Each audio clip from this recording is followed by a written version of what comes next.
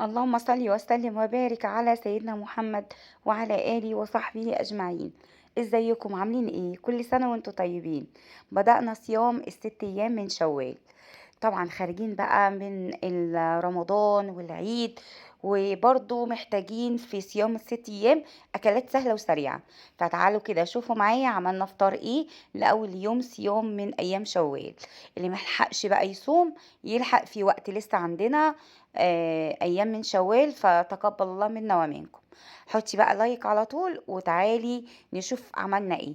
اول حاجة انا كنت عايزة اعمل اكلة خفيفة وسريعة كده، فجبت الحلة بتاعتنا على النار وحطيت فيها مية. اول ما غليت المية نزلت ببصلاية وشوية من الورق اللورا وكم حباية كده من الحبهان ورشة من الفلفل الاسود ومعلقة صغيرة من السكر، عشان دي بتساعد على سرعة تسوية اللحمة.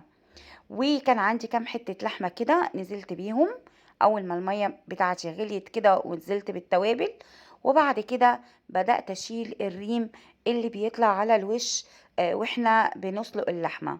طبعا الريم ده مش بيبقى حاجة حلوة، فشيليه كده بالراحة بالكبشة كده زي ما انتوا شايفين.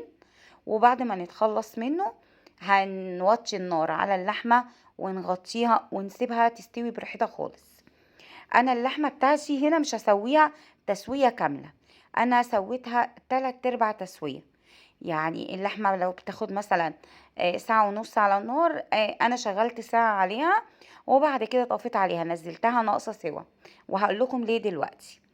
بعد كده جبت حله ورحت نازله عليها بشويه من الزيت. ممكن تنزلي بزيت على سمنه، بس انا اكتفيت ان انا انزل بشويه من الزيت. اول ما الزيت بتاعي سخن كويس نزلت ببصلايه متقطعه صغير جدا، وهبدأ بقى اشوح البصلايه بتاعتي. يا دوبك تدبل، انا مش عايزاها تاخد لون خالص، تشويحتين بس حلوين. اول ما البصله بتاعتي بدأت تدبل نزلت بمعلقه من الثوم المهروس، معلقه صغيره مش كبيره. برضو مش عايزه الثوم بتاعي ياخد لون، انا بس عايزه مجرد ما ريحه الثوم بتاعتي تطلع مع البصله كده تشويحتين، بس هو ده اللي انا عايزاه. بعد كده بقى هنزل باللحمة. كنت خدتها من الشوربة وشلت بقى الشوربة على جنب. هشوحها بقى تشويحة حلوة كده مع البصل والثوم. مش عايزة يعني اقرص عليها في التشويح، هي تشويحة صغيرة بس كده تاخد معايا لون خفيف. بس كده هو ده اللي انا عايزاه، مش عايزة اقرص عليها قوي في التشويح. بعد كده بنزل بقى برشة من الفلفل الاسود وبهارات كبسة. بهارات الكبسة دي بتجيبيها كده جاهزة من عند العطار، بتقولي انا عايزة بهارات كبسة. ممكن تجيبي ب10 جنيه ب20 جنيه، بتقعد معاكي حبة حلوين.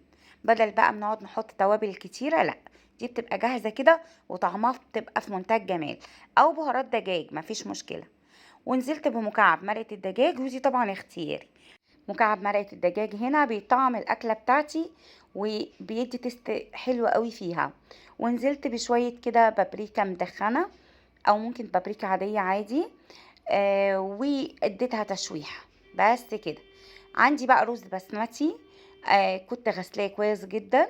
وتعالوا اقول لكم بقى كده سريعا شوية عن الرز البسمتي عشان يطلع معاكي حلو.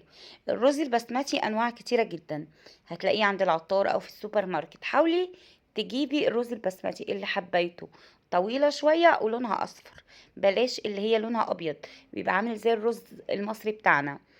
كمان الرز البسمتي مش بيتنقع خالص، انتي بس بتغسليه غسلة حلوة جدا تحت المية الجارية كده لحد ما لون المية بيكون شفاف معاكي، وبتصفيه كويس. لكن يتنقع لا، احنا بننقعش الرز البسمتي. كمان واحنا بنسوي الرز البسمتي حاولي تسويه في حلة تكون واسعة شوية، لان حباية الرز البسمتي بتنفش لما تيجي تستوي. كمان عايزه اقولك ان احنا لازم ننزل بميه او شوربه تكون مغليه، ما ينفعش تبقى ميه ساقعه، ما ينفعش خالص. فاحنا لما غلفنا كده الرز البسمتي زي ما انتوا شايفين وادينا له تقليبتين، نزلت بالشوربه المغليه بتاعتي. حلو الكلام. وظبطت الملح وهسيبه يغلي. طيب مقدار الميه او الشوربه المغليه اللي هنزل بيها الرز البسمتي لكل كوباية رز بسمتي هتنزلي بكوباية ونص من المية أو الشوربة المغلية. وبأكد عليكي موضوع إن الشوربة المغلية أو المية لازم تبقى سخنة.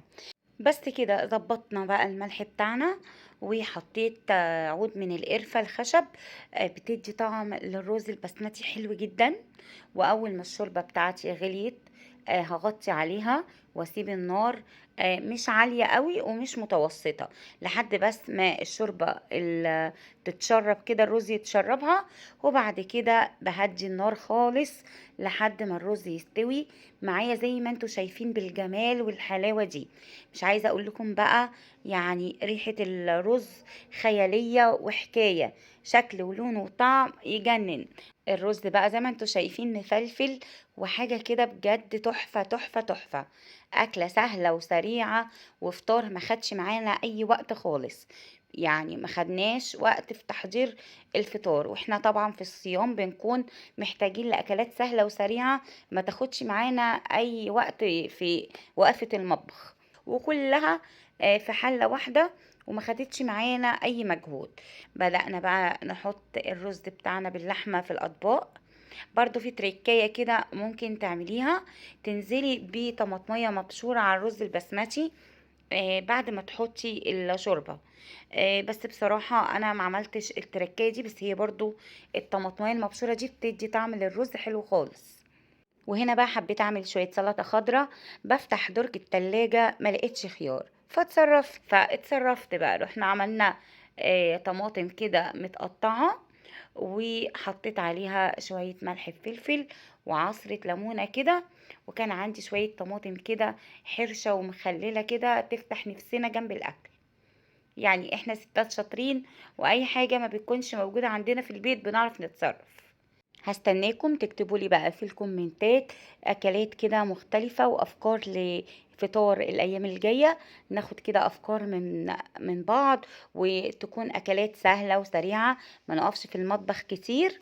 وايه هي اكتر اكلة بتحبيها وبتحبي تدخلي تعمليها في المطبخ، وبتكون سهلة جدا معاكي ما بتاخدش وقت؟ يلا بقى تشجعوا اللي لسه ما صامش وبدأ في صيام الست ايام من شوال.